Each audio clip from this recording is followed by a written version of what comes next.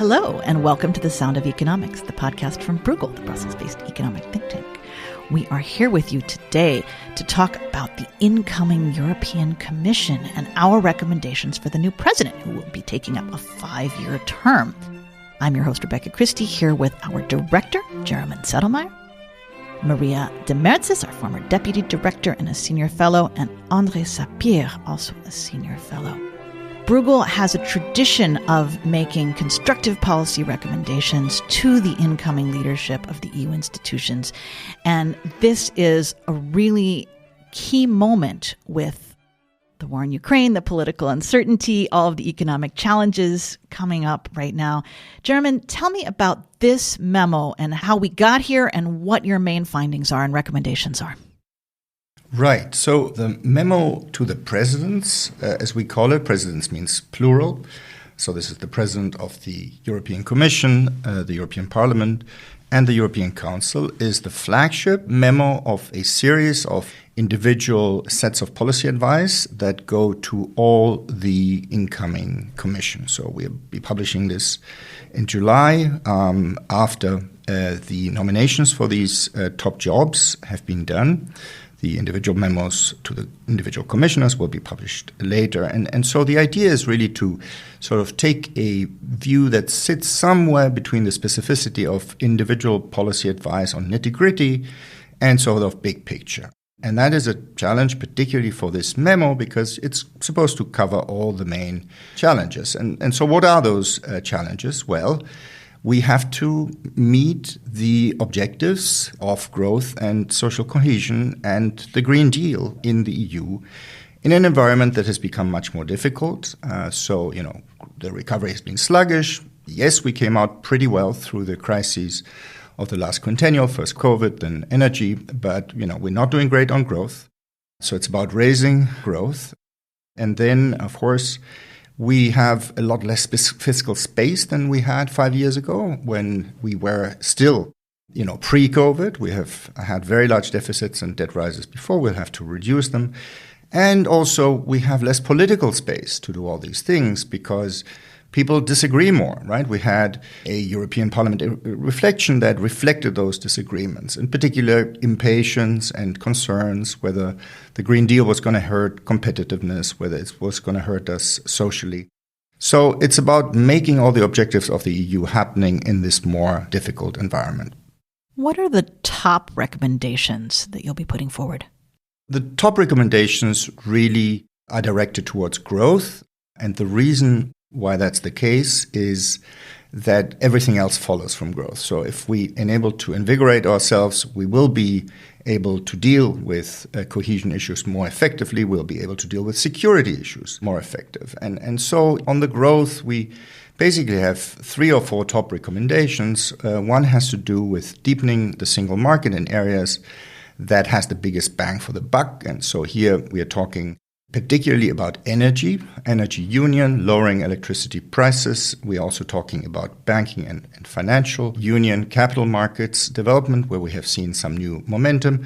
But we're also talking about things like creating a single market for defense products, which is not just a growth issue, it's also, and primarily, of course, a security issue. We are talking about invigorating the innovation governance of the EU, creating sort of a thoughtful industrial policy at the EU level. We're talking about more growth-friendly regulation. So there has been an absolute explosion of regulation in the last 5 years. A lot of it was, obviously well-intended and had a purpose, but it was put out really fast and not always kind of tested in terms of its impact. And so it's about doing that, making that a priority. And then finally, we're talking about a better EU budget. So that's coming up in this quinquennium. We will have a new so-called multi-year financial framework. We want this to be really focused on EU public goods, which are good for growth. We want it to be focused on critical cross-border infrastructure, these sorts of things. So those are our top recommendations in the growth area. And then we have others that have to do with security, Ukraine, enlargement, EU decision-making, and my colleagues will talk about those.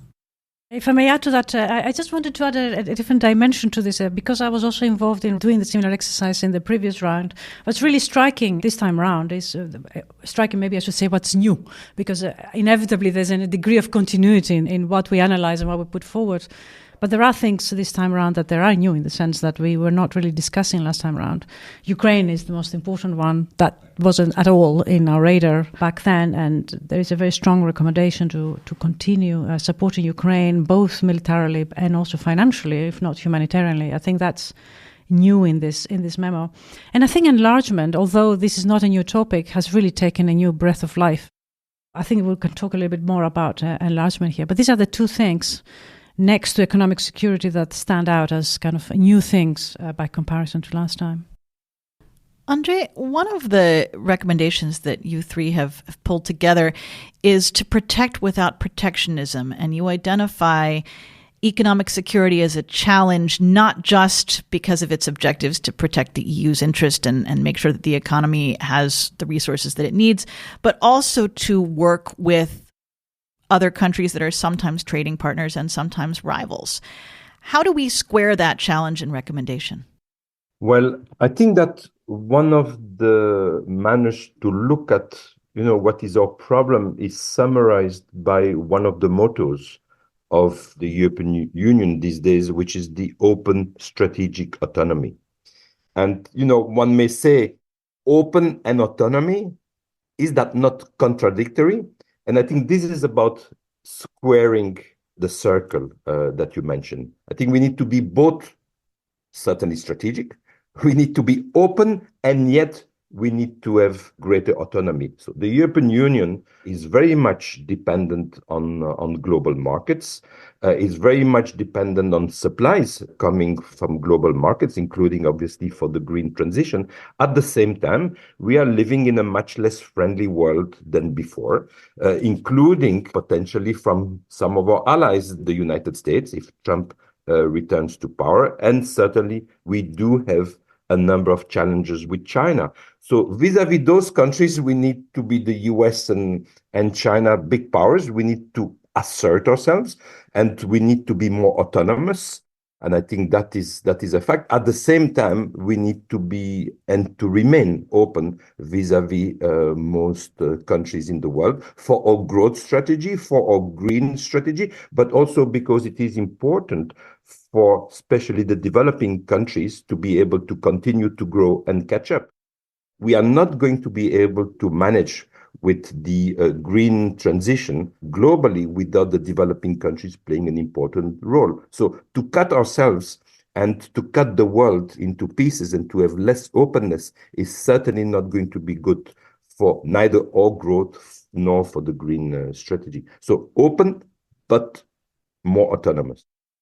Yeah, that's a really important point. So, one of our growth recommendations, and it's also a security recommendation, is to maintain the EU open and defend multilateralism. Now, you can't really flag this as sort of our number one recommendation because, in a sense, it's nothing new, right? It's what we've been doing. That's the paradigm of the EU for the last, 30, 40 years.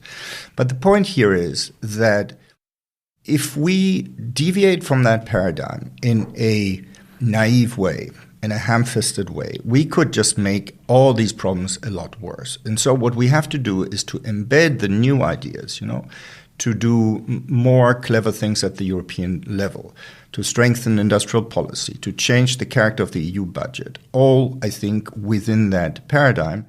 And the reason is that it's important not just for our growth and competitiveness as a highly trade-dependent region of the world, it's also important for our international credibility and our security, right? Because we will not be able to navigate this very geopolitically difficult landscape without support from a broad set of countries, trade support, political support, most of which are in the global south.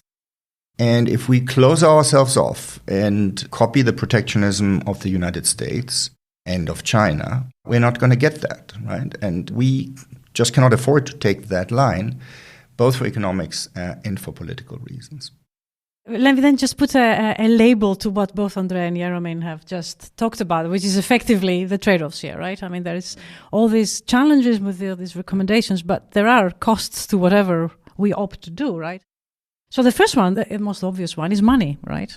If you think about the numbers that the European Commission had actually put forward just for the digital transition and for the green transition, which are very important objectives in our policies, for the next 6 to 7 years, we still need an amount of 480 billions. They call this the annual investment gap. Every year we need to find this amount.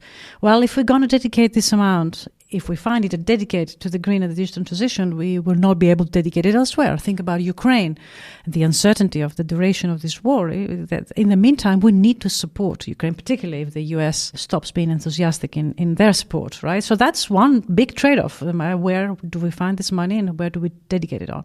But then there is also the issue of security, and Jaromír talked a lot about it, and also Andrea. We know we need to dedicate more time to economic security, right? I mean, that means probably shorter supply chains. There comes a cost with shorter supply chains on efficiency grounds, on profit maximization, if I call it this way. And industrial policy. Industrial policy is also something that is very costly in the context of efficiency, but we need it because we need to be more autonomous in the context of strategic autonomy, right? So where is that golden middle whereby we protect our economic interests, we are secure and we ensure business continuity, but without necessarily throwing all of the cost onto the consumer? So that's a big trade-off. It requires a golden middle that we need to find. And then, of course, the biggest one, perhaps in some dimension, is decarbonization, and whether we can accelerate decarbonization without, at least in the very short term, destroying some of the growth that we so desperately need for our economies. And that, again, requires tough choices that I hope the next Commission and, of course, the political environment in Europe will have to make. It requires also a pretty active support of green industrialization, right? Essentially, the transformation of brown jobs to green jobs that, normally would happen simply through carbon pricing. But in this more complicated world where political constraints have to be satisfied, where we are, in a sense, playing a broader game in which we have very aggressive protectionism or subsidies from other countries, it does require an amount of state intervention. And so we need a green industrialization strategy. We need a green social contract, which can, by the way, draw on some of the very good things that were done in this area in the last quinquennial, so the Just Transition Fund, the Social Climate Fund, but these must be better targeted to help those with lower incomes. We need a common agricultural policy that addresses the pressures of the green transformation faced specifically by the farmers. So that's part of our attempts to reconcile growth, security, social cohesion, and of course meeting the EU climate targets. When we come back, we'll talk more about the challenges and the political environment that surrounds them.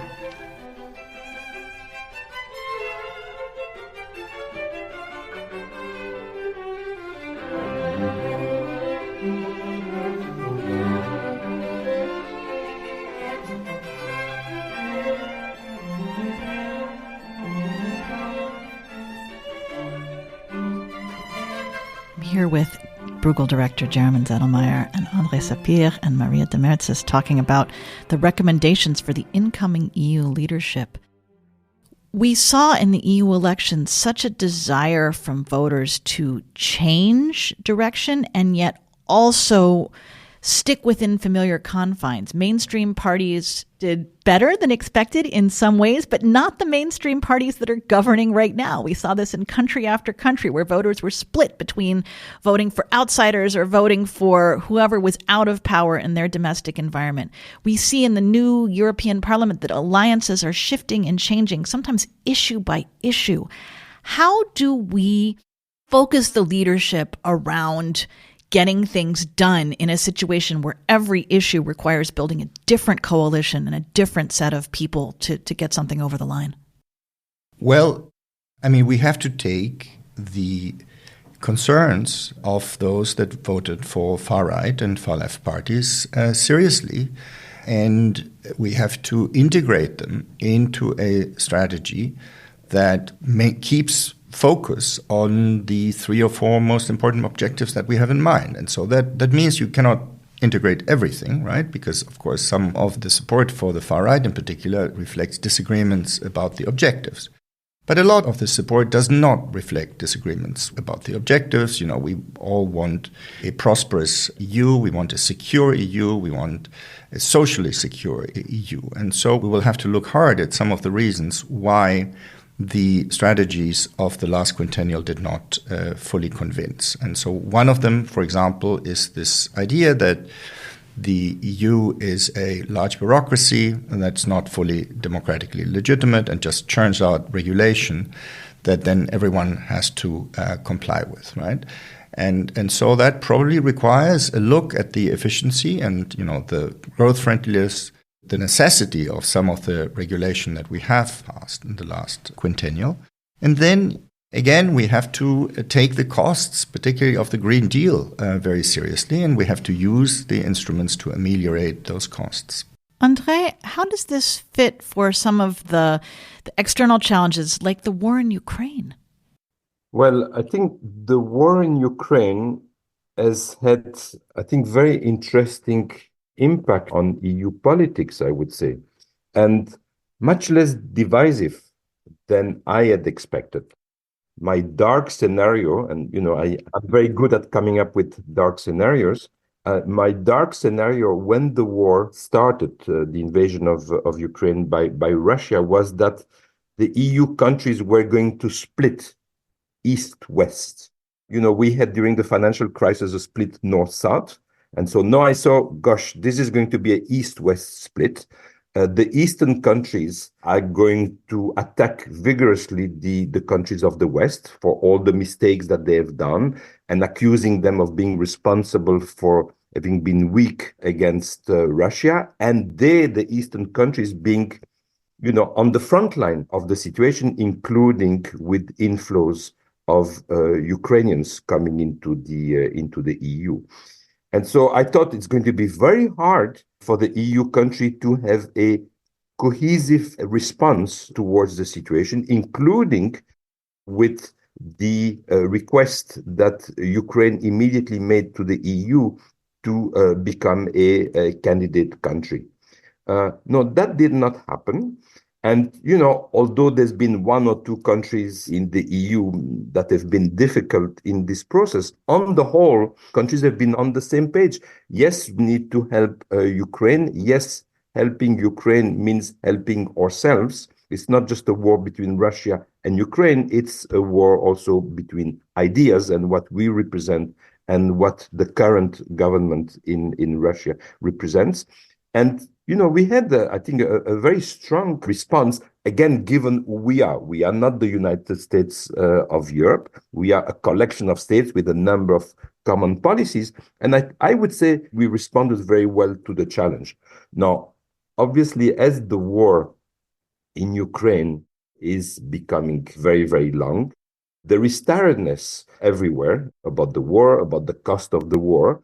We don't know what will happen in November with the US election, but we see that there also there is tiredness. So how the electorate will respond to this lengthy war, we don't really know. But I would say on the whole, I'm not too worried now compared to what I was at the beginning of this war about our ability to have a coherent and strong response, and over time, to continue to be able to do the job. So yes, the results of the election did show that voters are angry on a number of issues against incumbents, no doubt about that. But it seems to me that it was much more directed at some of the economic challenges, including about social cohesion, than about external ones or about Ukraine. So on that front, I'm pretty confident that we will be able to continue what we have been doing and,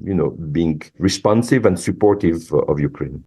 I also want to really avoid the impression that the strategy that we are proposing here is purely defensive in a sense, right?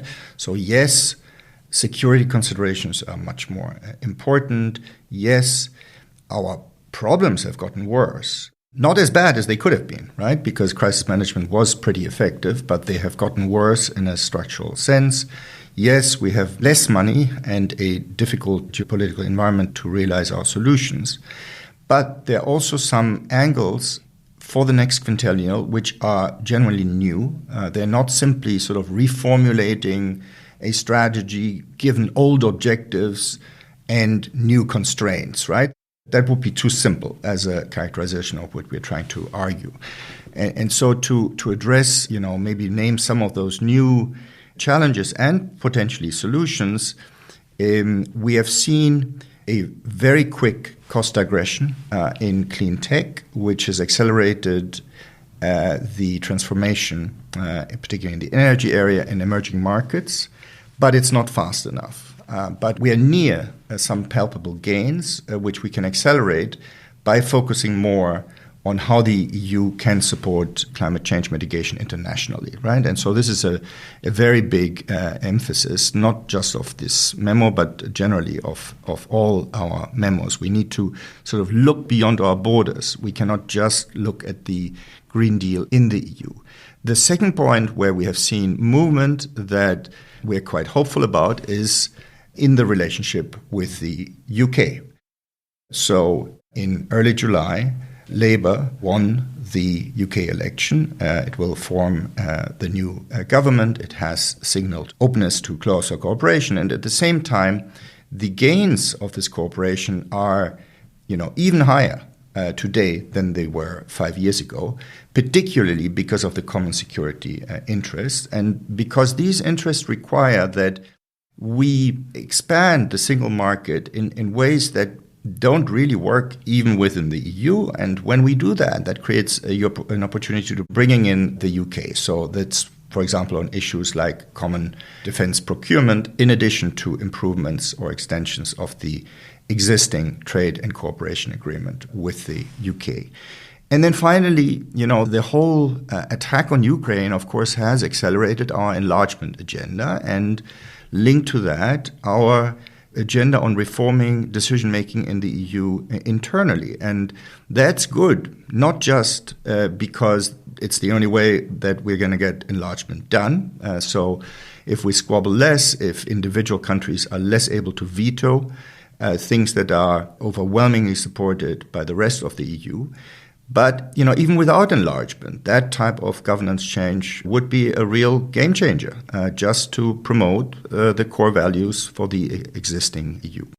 Yeah, I wanted to pick on something that Jeromin said, but maybe on a higher level. One of the things that I have enjoyed particularly in the past, let's say, 6 months leading up to writing this memo, but also the process of writing all the memos that would come out in September, was this idea of what is it that we can do together better. Perhaps what we should do together, because unless we do it together, it won't be done well, climate being the most obvious thing. But also what we could do together, because given also the political realities. We had a very thorough discussion here internally about what is a European public good. And I think all our recommendations in this memo, and I think throughout the whole memos, have got this deeply entrenched idea that there are European public goods and we should really aim to serve those public goods to the best that we can. And that's why, when we are recommending for a higher budget, it's not that we just want more money to come centrally, more Europe in this respect. It's because there is good reasons why things should be done centrally rather than at the national level. And I think we have been very carefully not to sort of over-exceed in terms of what more we want to be done centrally in European level, and actually be realistic about these things really need to be done at the European level. So the budget recommendation, increases in numbers, I think these are not nice to have. I think they are important. Certainly our motivation, I believe, has been very much about we really need this rather than it would be ideally we would like to have it. And that also brings me to one element again, which is actually quite new again in these memos, and that has to do with climate action outside the EU budget, and which is what also Jeromin talked about. And it links very nicely to this conversation on public goods, because it is not a European public good. Climate really is a global public good, and we really ought to advance at the global level. And it's interesting that we are thinking about also how do others view us in this respect. There has been a lot of discussions, a lot of different views coming from the rest of the world as to what the developed world has done for climate. And I think it's very important that we acknowledge we have an important role to play here. Also for past sins, but particularly for the future, it's important that we are active in this respect. The memo recommends that the EU be more active in conditional international finance with a climate focus. German, you come from an international financing background with your work at the International Monetary Fund. What can the EU bring to this that isn't already out there? And how does this fit in with all the other sort of self-management things that we're proposing? Well, there is a template out there on how to accelerate international climate action that involves a scaling of private finance mainly, combined with supportive policy measures in the emerging markets that are trying to accelerate their energy transition. And so advanced country financial support can play a huge role there in two respects. One is to, quote-unquote, de-risk some of the investments that the private sector is making. So we need blended finance in some form where the advanced countries provide a risk cushion that makes it economically feasible for the private sector to invest. But there are also some costs involved in the energy transition that are just sunk. I mean, where you will not be able to get them back by, for example, selling renewables in the future. And that's the cost of getting a social transition done for coal communities, for example, where jobs are going to be lost, compensating coal owners, which is for the most part the states, for the fact that they're leaving coal in the ground. And for that, we need some financial support too. And so the financial support, if you add it all up, is a multiple of what has been committed so far, even having, for the first time, in 2022, achieved and exceeded the 100 billion goal, because that's, of course, includes everything, loans, grants, and so forth. And so, the rich countries are only going to be willing to put additional financial support on the table if this money is really, really well used, if they're quite sure that they will get the emissions bang for the buck that is at least as big as if they would spend this money domestically. For that, we need a very strong governance structure involving multilateral development banks, the IMF, local institutions, and of course the governments in the recipient countries themselves. And that hasn't quite been built yet. I mean, we need to work on this. And importantly, we need to kind of integrate these things in the development and industrialization strategies of the emerging markets, but also address some of the deindustrialization and competitiveness concerns of the donor countries. So that's about building possibly new supply chains, like Maria talked about. So it is a very complicated puzzle to solve. We need to work on it from several angles, and we describe a bit of this in the memos, but this is work in progress. So it's going to be probably a big focus for what Bruegel will do in the next 12 months or so. When we come back, we'll talk more about what needs to happen over the next 5 years and why we're the ones to help the EU figure it out.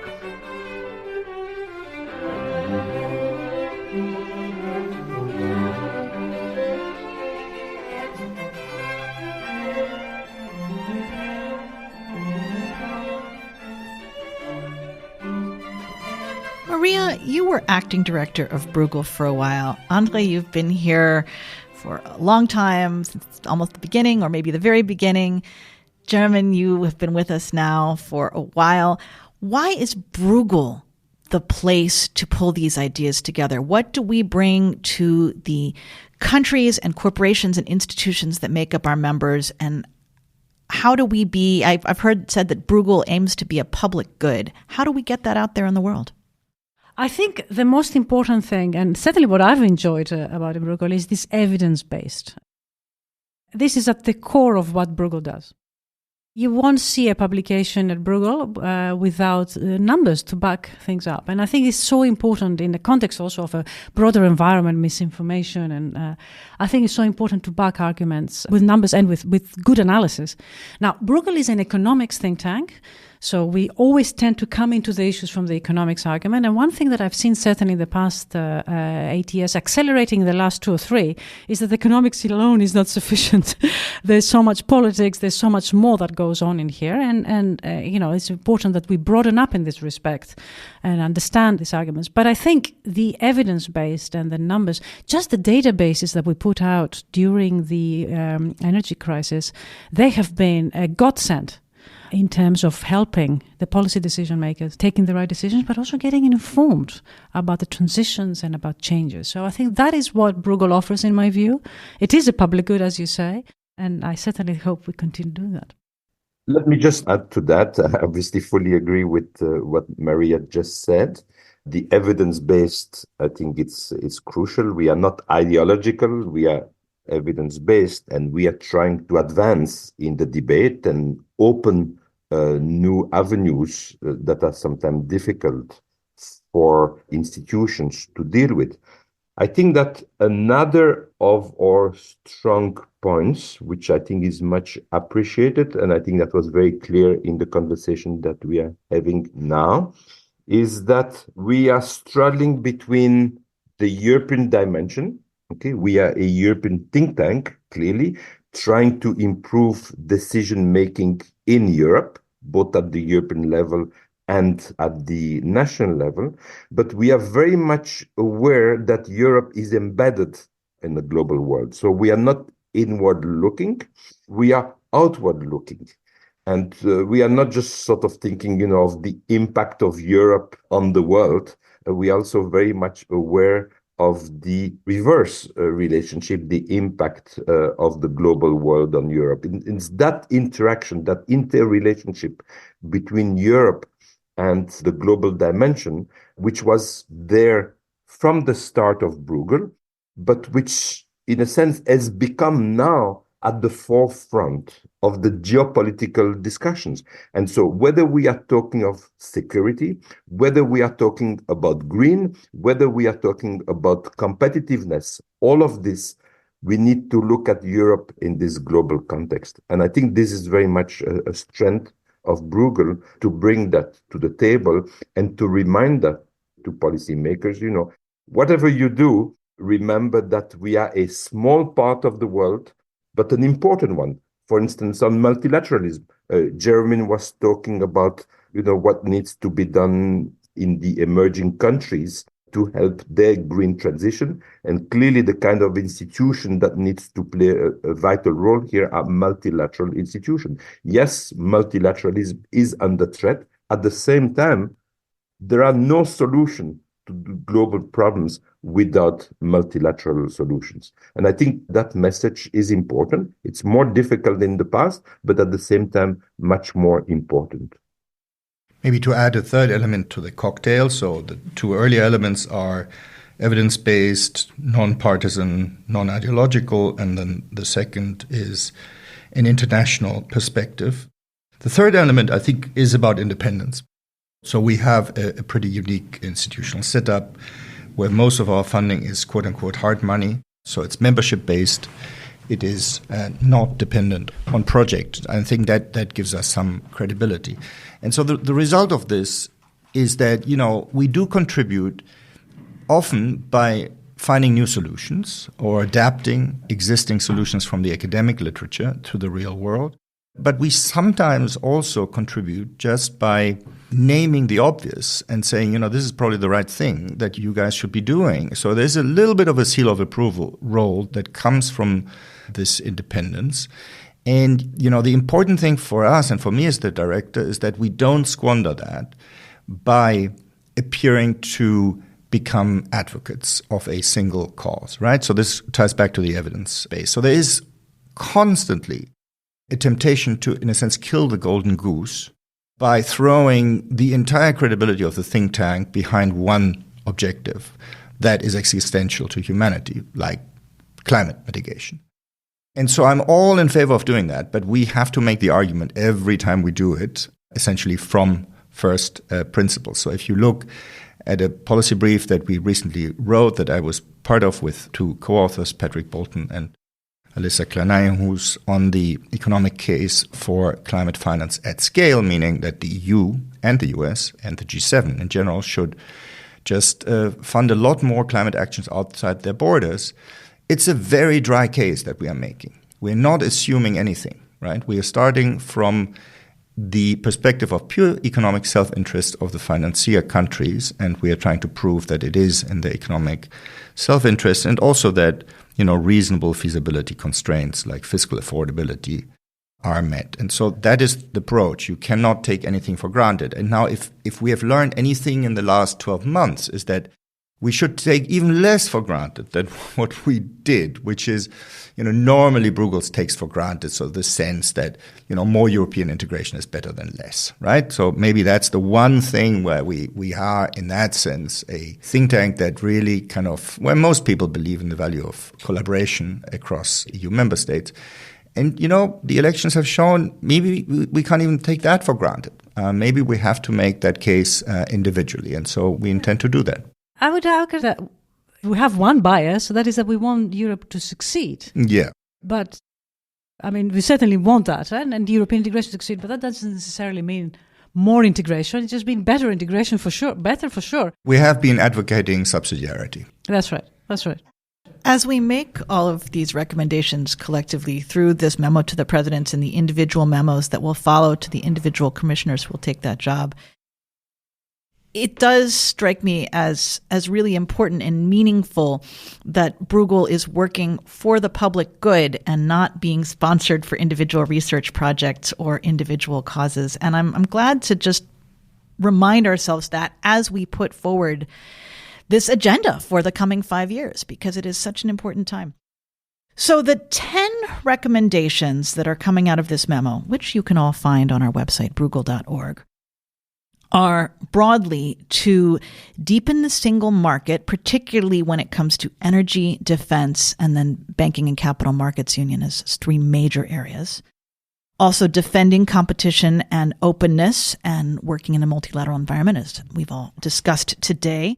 Better regulation, becoming more efficient, less bureaucratic, boosting the green transition, and taking care of a just transition. And I hope we can come back to that before we're done today. International finance, you heard about that, the role of the EU in leading the development world to help the emerging markets move forward in a way that has the financial burden distributed evenly. EU budget, of course, economic security, supporting Ukraine, enlargement process, and resetting the relationship with the UK. Jeremy, where do you see the UK fitting? It's in Europe, but it's not in the EU anymore. It has sort of a special international relationship on many of these issues. Where do you guys come out on that?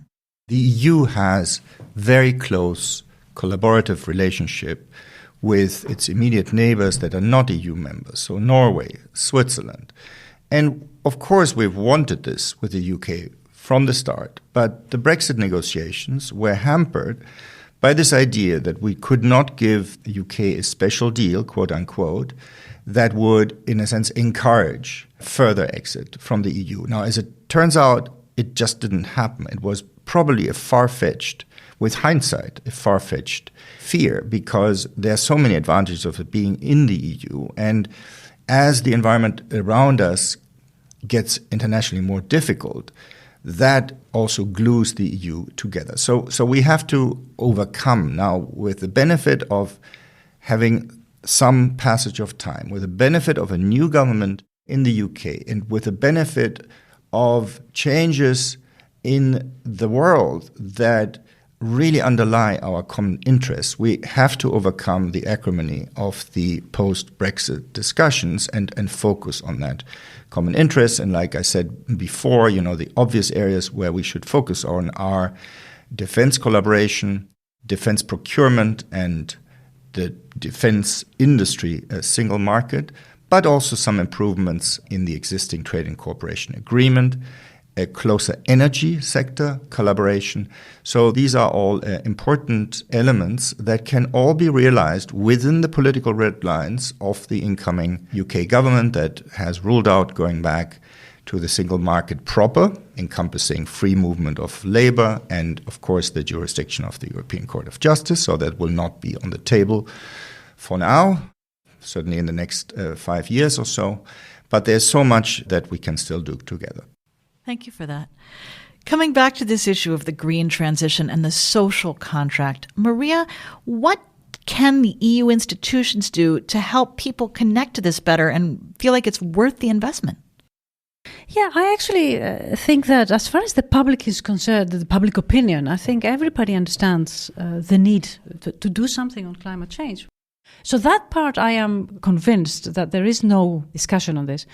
It is, as we said earlier on, the trade-offs. What is this all going to cost and how is it going to affect every single one of us individually? Yeah, this is where the resistance comes, and some of the outcome in the elections actually reflected that. And this is what I think when Jeremy talked about, how do we deal with the farmers? I think it's absolutely essential to acknowledge the fact that the burden of adjustment cannot fall disproportionately on some parts of the society rather than others. There needs to be a way that we can distribute the cost in a way that is acceptable and at the right pace. And this is the bit that needs to be negotiated. And of course, electoral outcomes are there to shake us up when it comes to this and reconsider how to do it. This is the issue that needs to be done.